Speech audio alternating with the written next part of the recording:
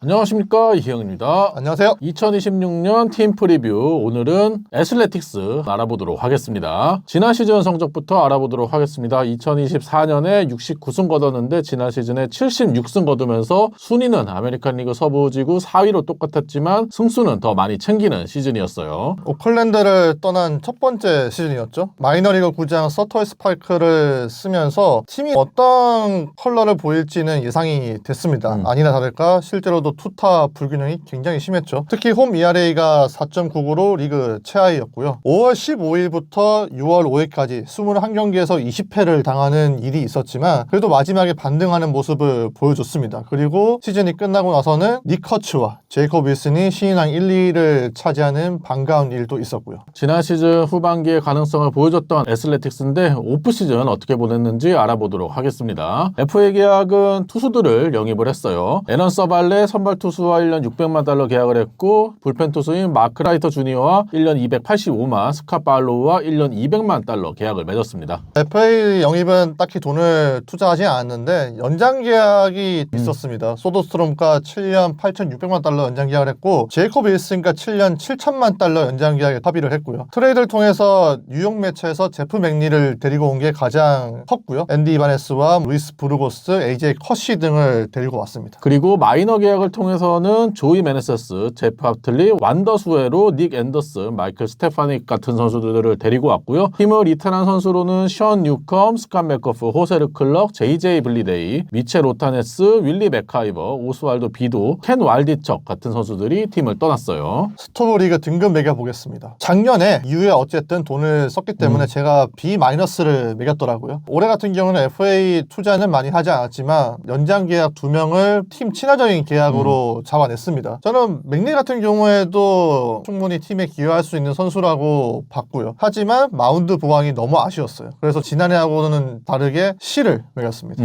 저는 지난해 돈을 많이 썼던 애슬레틱스이기 때문에 올 시즌은 돈을 많이 쓰지 않을 거다라고 예상을 했고요. 실제로 투수들을 1년 계약하는데 돈을 조금 쓴 정도였어요. 하지만 내부 단속을 잘 했다라는 생각을 했습니다. 타일러 소더스트롬과 제이콥 윌슨과 7년 연장 계약을 하면서 내부를 확실하게 탄탄하게 했다는 점은 현재 미래를 준비하고 있는 애슬레틱스가 보여준 최고의 무브라고 생각해서 저는 B를 줬어요.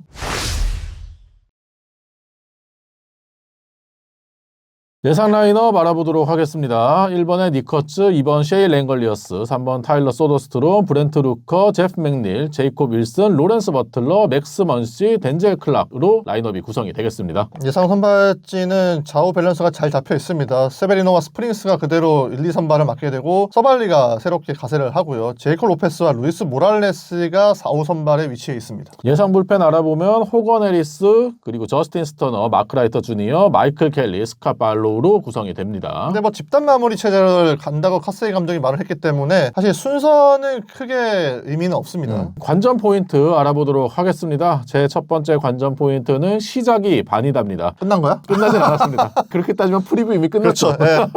2022년에 마크 카세이 감독이 부임을 했는데 그 이후에 매년 같은 패턴으로 시즌이 진행이 되고 있어요. 2022년에 전반기 승률 3할 4푼 4리, 후반기 승률 4할 6리, 2023년에도 2할 7푼 1리, 후반기 3할 5푼 7리, 2024년에도 전반기 3할 7푼 8리, 후반기 5할, 지난 시즌 4할 1푼 8리 전반기, 후반기 5할 4푼 7리였습니다. 2022년부터 2025년까지 전후반기 승률 차이가 플러스 9푼 5리, 같은 기간 동안에 전후반기 차이 가장 큰 상승폭을 이뤄내는 거거든요. 작년에도 전후반기 승률 차이가 1할 2푼 9리 상승하면서 클리브랜드 다음으로 후반기 성적이 많이 올라간 팀이었어요. 지난 시즌에 전반기는 4연패 이상을 4번이나 당했습니다. 그 중에는 11연패와 9연패가 한 번씩 있었고요. 하지만 후반기에는 4연패가 딱 한 번밖에 없었어요. 그만큼 후반기 들어서 안정감을 보여주고 있고 전반기 성적만 좋다면은 충분히 애슬레틱스가 5할 승률을 달성할 수 있을 거다라는 생각이 들거든요. 근데 이번 시즌에 개막 이후 5월까지의 일정이 상당히 까다롭습니다. 있습니다.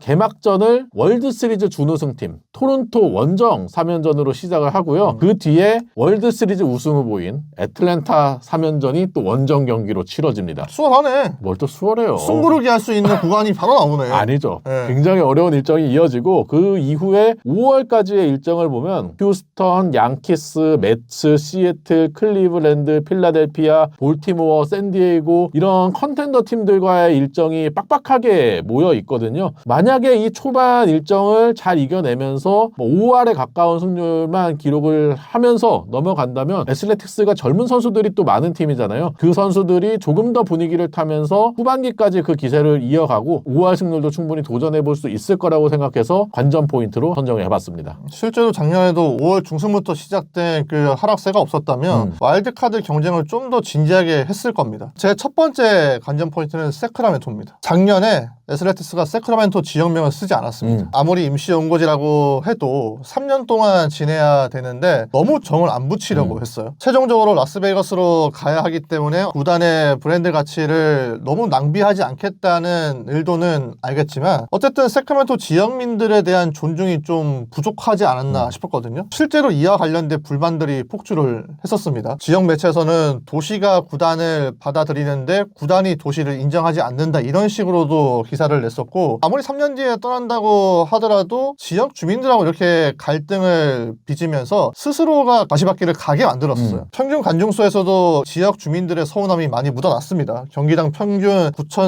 9,487명이 들어왔는데 역시나 마이너 구장을 썼던 템파베이보다 더 적은 메이저리그 최소 관중수였어요. 가뜩이나 자금력이 부족한 팀인데 수익 창구를 막아버린 셈이 됐습니다. 애슬레틱스가 사태가 심각해지다 보니까 그제서야 세크라멘토 마케팅을 시작을 했어요. 올 시즌에는 세크라멘토 문구가 새겨진 유니폼을 입을 예정이고 토요일 홈 경기를 아예 세크라멘토 세러데이라고 지정을 했더라고요. 그럼에도 불구하고 이 노력을 냉소적으로 보는 시각이 많았습니다. 이제 와서 움직인다는 건 라스베가스 구장 비용을 충당하려는 속셈이 아니냐라는 지적들이 많았거든요. 이런 부분들을 경기력과 성적으로 만회를 해야 된다고 보기 때문에 이야기를 해봤습니다. 작년에 템파베이가 썼던 조지 스타인브러너 필드는 싱글 A 구장이고 그렇죠. 서터헬스 파크는 트리플 A 구장이거든요. 구장은 서터헬스 파크가 더 컸는데 관중 수가 더 적었다는 점은 지역 친화적인 움직임이 전혀 없었다라는 걸 알 수 있었고요. 올 시즌에는 좀 더 지역 친화적으로 다가가면서 관중 수익을 더 올릴 필요가 있겠죠. 근데 이게 문제가 되는 게 세크라멘토 주민들이 원래 야구를 되게 좋아하는 사람들이 많은데 애슬레틱스가 이렇게 나오다 보니까 자이언츠의 트리플 A 리버캐츠까지 손을 봤어요. 실제로 리버캐츠의 관중 수도 많이 떨어졌다고 하더라고요. 제 두 번째 관전 포인트는 셋방 마운드 적응입니다. 앞서 이창섭 위원이 얘기했던 세크라멘토에 위치한 서터헬스 파크의 마운드 적응 문제인데요. 지난 시즌 홈에서 타선은 활발한 공격력을 보여줬어요. 서터헬스 파크가 타자 친화적인 구장이다 보니까 타율 메이저리그 6위, 장타율 메이저리그 9위, 홈런도 메이저리그 7위 기록하면서 득점에서 메이저리그 13위, 중위권의 성적을 기록을 했습니다. 이렇게 타선 성적이 괜찮을 때 투수진이 어느 정도 받쳐줬다면 와일드카드도 충분히 노려볼 수 있었겠지만 홈에서 투수진의 분위기가 처참했어요. 평균 자책점이 4.99로 메이저리그 28위에 그쳤고 FIP 메이저리그 29위, 9이닝당 피홈런이 1.52개로 메이저리그 29위에 그쳤습니다. 아무래도 장타 허용이 많다 보니까 투수들도 피해가는 피칭을 할 수밖에 없었고 홈에서 9이닝당 볼넷도 굉장히 많았어요. 지난 시즌에 애슬레틱스의 투수진이 땅볼 비율이 메이저리그에서 가장 적었고 뜬공 비율이 가장 높았습니다. 팀에 싱커볼을 던지는 선수들이 별로 없다 보니까 싱커의 비율이 12.1%, 메이저리그 20위에 그쳤어요. 이 문제를 해결하기 위해서 이번에 FA로 영입한 선수들이 전부 다 싱커를 던지는 투수들입니다. 단순히 이렇게 싱커를 추가하는 것만으로 획기적으로 피홈런을 줄일 수는 없다라고 생각하고 포심을 던지는 선수들도 좀 더 구위로 타자들을 압도를 해야 된다라고 생각하거든요. 그렇죠. 지난 시즌에 선발진의 홈에서의 9이닝당 피홈런이 1.9개였습니다. 메이저리그에서 가장 많은 선발진의 홈 9이닝당 피홈런이었는데 선발진의 포심의 평균 구속이 93.2마일, 메이저리그 27위에 불과했어요. 지난 시즌 FA로 데려온 루이스 세베리노가 포심의 평균 구속이 96.1마일이었습니다. 근데 이번 시범 경기 초반에 최대 98마일까지 찍는 모습이 있었거든요. 올 시즌에 좀 더 빠른 구속을 통해서 타자들을 압도할 모습을 보여줘야 되겠고 세베리노를 제외하면은 미들 선발진에서 9위가 그렇게 뛰어난 선수는 없는데 올 시즌 시즌 5선발로 예상이 되고 있는 지난 시즌 데뷔한 루이스 모랄레스가 평균 포신 구속이 지난 시즌에 97.3마일이었습니다. 강력한 구위를 가지고 있는 선수이기 때문에 이 선수가 조금 더 로테이션을 잘 지켜주면서 선발진의 구위를 더해줘야 된다라고 생각을 해요. 앞으로 올 시즌을 포함해서 최소 2시즌은 서터의 스파크를 써야 되기 때문에 타선의 힘뿐만 아니라 투수진도 홈에서 적응을 해야지 빠르게 암흑기를 끝낼 수 있을 거라고 생각을 해서 관전 포인트로 뽑아봤습니다. 제 두 번째 관전 포인트는 타구의 질입니다.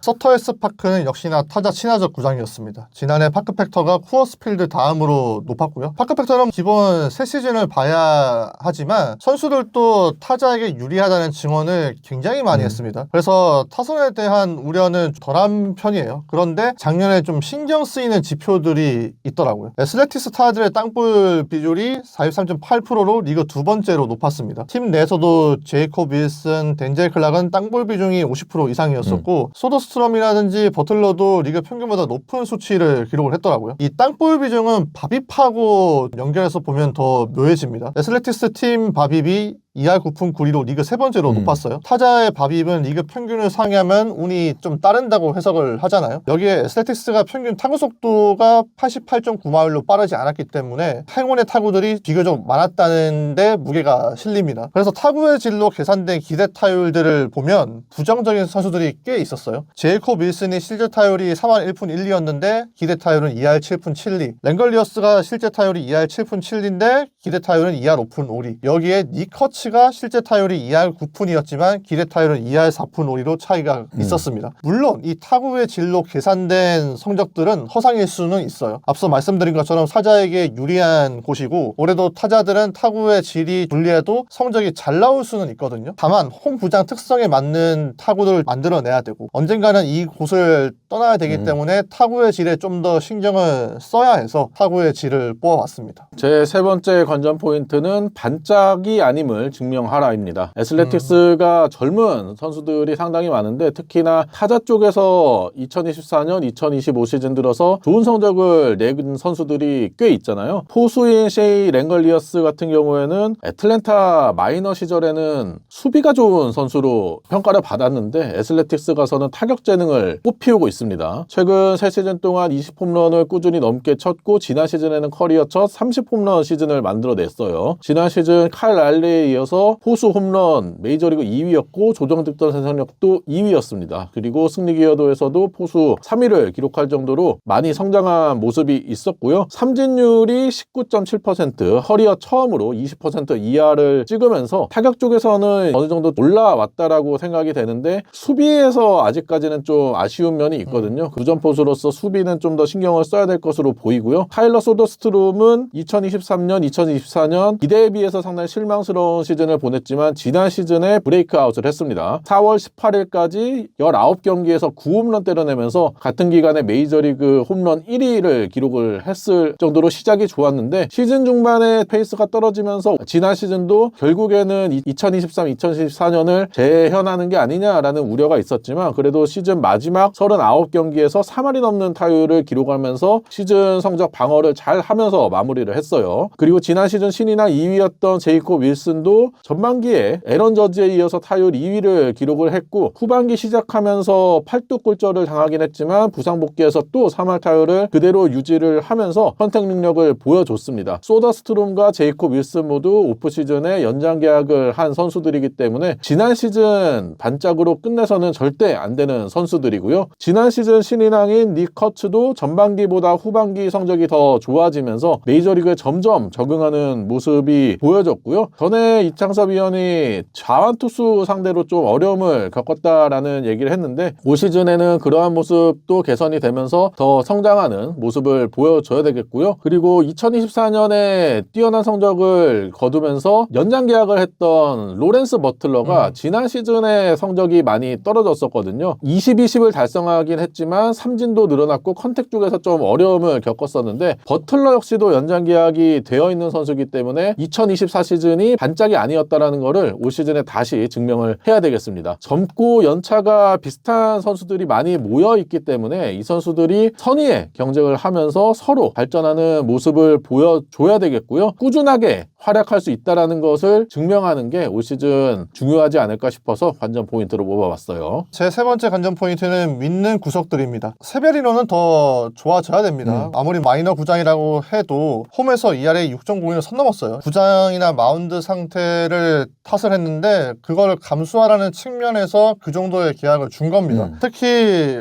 구단이 올해 구장에서 투수들이 휴식을 취할 수 있는 세베리노 룸을 만들어주는 배려를 했기 때문에 이런 배려에 보답을 해줘야 됩니다. 그런데 세베리노 혼자 좋아져서는 와일드카드 경쟁이 안 되겠죠. 서발리가 합류했다고 해도 SLT 선발진들은 다른 팀들과 비교했을 때 10세 가깝습니다. 작년에 가능성을 보였던 루이스 모랄레스나 제이콥 로페스가 한 단계 올라서는 모습이 나와줘야 되고요. 여기에 이번 시즌에 데뷔가 가능한 2명의 자완 유망주들이 있습니다. 제이미 아놀드와 게이지 점프죠. 아놀드가 작년에 드래프트 영상에서 저희가 소개를 한 바 있는데 이 선수가 완성도가 높고 크리스에가 비교되는 대학 자완이었기 때문에 올해 굉장히 많은 기대를 받고 있더라고요. 이 선수가 올라와서 선발진의 자리를 잡아준다면 애슬레틱스의 선발진 약점을 좀 해결할 수 있을 것으로 예상이 됩니다. 내부에서 임팩트 있는 영입이 없었기 때문에 결국 내부에서 성장 발전을 통해서 이 문제점들을 해결을 해줘야 애슬레틱스가 좀 더 한 걸음 나갈 수 있다고 생각을 해서 언급을 해봤습니다. 디트로이트 프리뷰할 때 이창섭 위원이 케빈 맥고디글과 맥스 클락을 히든카드로 그렇죠. 뽑으면서 타선의 향상을 기대를 했었는데 애슬레틱스는 타선에 좋은 선수들이 있지만 투수진이 좀 아쉬운데 그 좌완 2명이 잘 성장을 해서 마운드에 도움을 줘야겠어요. 그러니까 원래는 오클랜드 시절 때는 반대였는데 지금은 워낙 타자가 유리한 구장을 쓰고 있다 보니까 투수 유망주들이 짝이 말랐더라고요. 그래서 올해 바꿔야 된다는 차원에서 아놀드와 점프를 얘기를 해봤어요.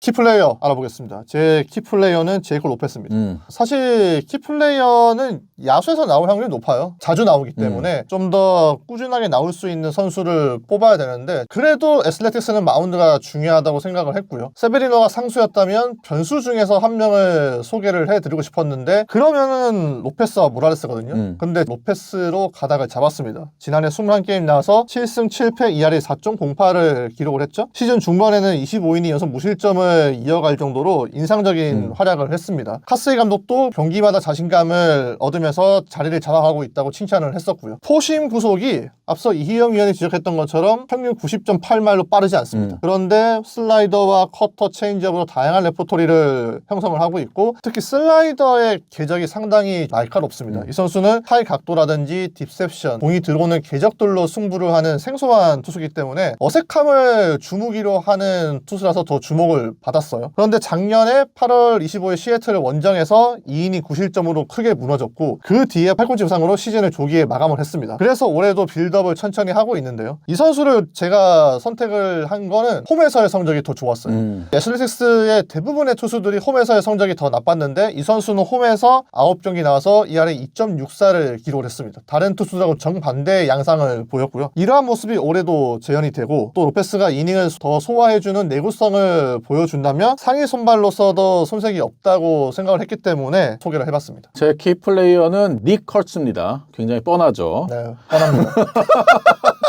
딱 보니까 최고 시나리오 니커츠네. 니커츠 장기 계약 예상합니다. 너무 들켰네. 아 진짜요? 편집해라.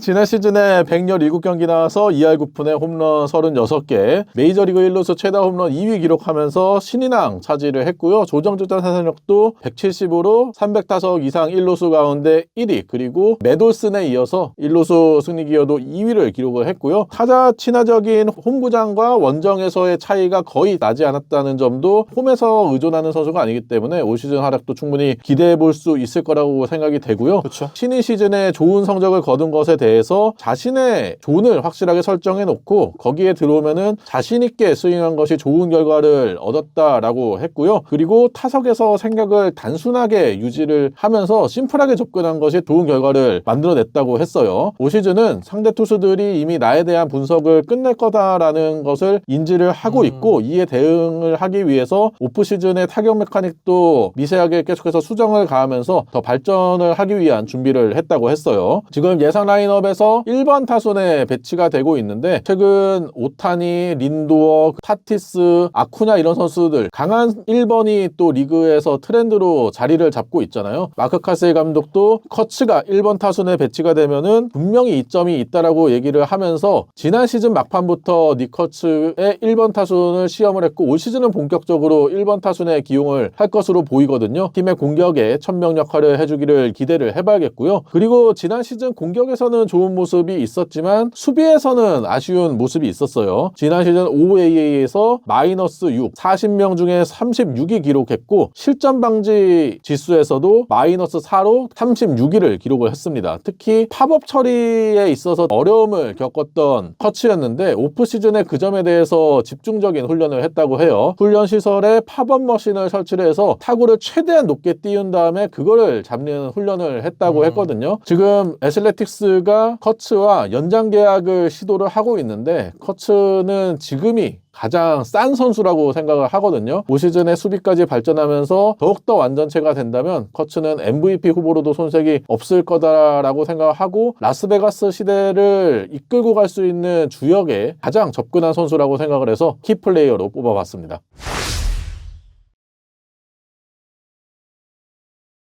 최고 최악 시나리오 알아보도록 하겠습니다. 제 최고의 시나리오는 진짜야? 닉 커츠의 시즌 중 초장기 계약 라스베가스의 얼굴이 된다입니다. 초를 제대로 쳤죠? 고민 안 했구나.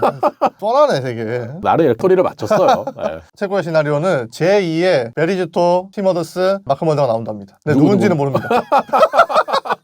나오면 되지 뭐. 나오면 장땡이죠. 네. 일단 SLTS에 필요한 거는 그렇게 선발 4인방이 나와주는 건데 그 선발 트리오가 누군지는 모릅니다. 누군지는 모르는데 일단 나온답니다. 최악의 시나리오 알아보도록 하겠습니다. 5월까지의 험난한 일정을 버티지 못하고 일찌감치 시즌을 포기한다입니다. 그러면 간중수 더 떨어지죠. 아 그렇죠. 네. 네. 제 최악의 시나리오는 라스베이거스 신구장 공사 중단입니다.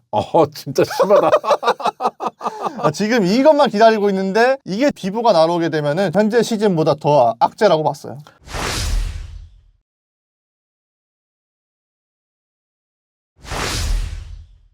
오늘 2026 팀 프리뷰 애슬레틱스에 대해서 얘기를 해봤는데요. 여러분이 생각하는 올 시즌 애슬레틱스에 대해서도 댓글로 많이 달아주시기 바랍니다. 정말 매력적인 팀이기 때문에 그만큼 매력적인 선수가 많이 있는데 올해 애슬레틱스에 눈여겨보고 있는 선수는 누구인지도 댓글로 써주시면 감사히 보겠습니다. 그러면 구독과 좋아요 부탁드리고요. 다음 프리뷰로 찾아뵙도록 할게요. 안녕.